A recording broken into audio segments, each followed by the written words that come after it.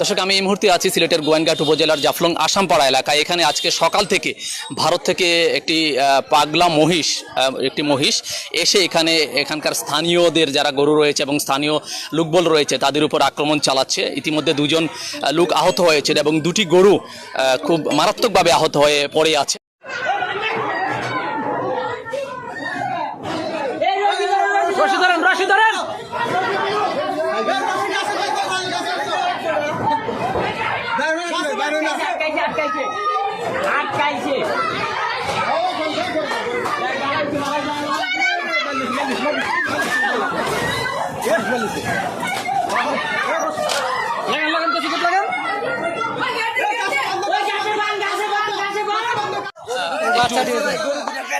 আচ্ছা, একটু বলতেন, আমাদেরকে বলতেন মানে কখন থেকে এটা?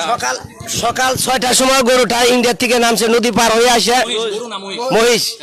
ওই নদী পার হয়ে আসতেই দুটা মানুষ অ্যাক্সিডেন্ট করছে। একটা স্টিলের লোকা উল্টায় ফেলাইছে আর দুইটা গরুর পেট ফেরে ফেলাইছে।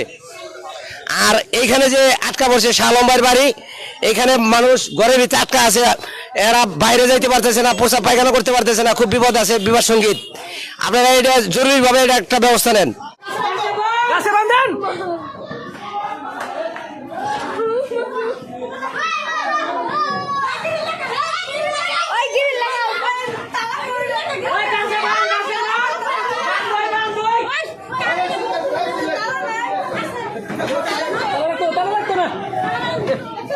একজনের মারছে, ওই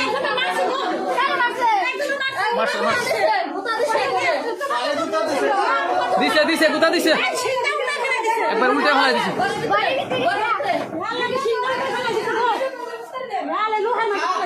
এখানে জাফলং, এটা হচ্ছে সিলেটের গোয়েনঘাট উপজেলার জাফলং আসামপাড়া এলাকায়, এবং এখানকার যারা লোকজন রয়েছেন, গ্রামবাসী এলাকাবাসী রয়েছেন, সবাই আতঙ্কে রয়েছেন কখন তাদের উপর আক্রমণ করতে পারে। ইতিমধ্যে কিন্তু দুজন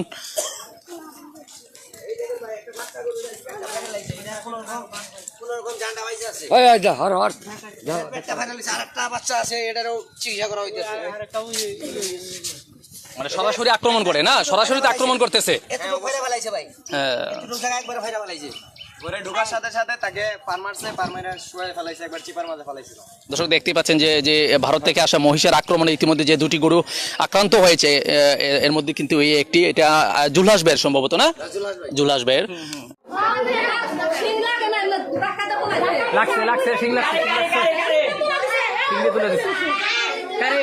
ওই যে ভিতরে গেছে, ওই ঘরে গেছে।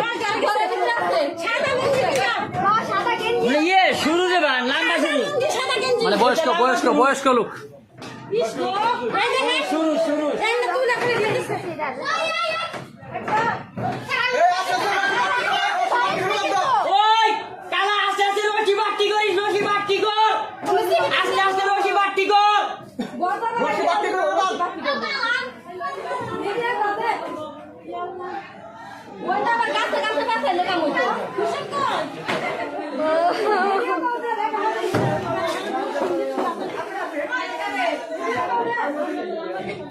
এখন আরেকটা রশি লাগালি তো।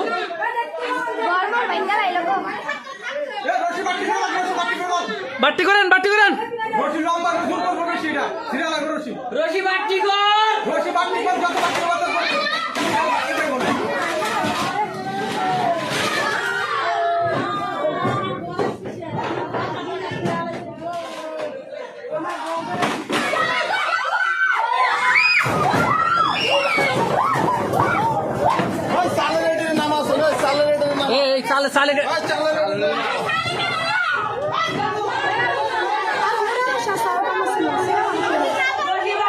রশি আর নাই, আর রশি নাই।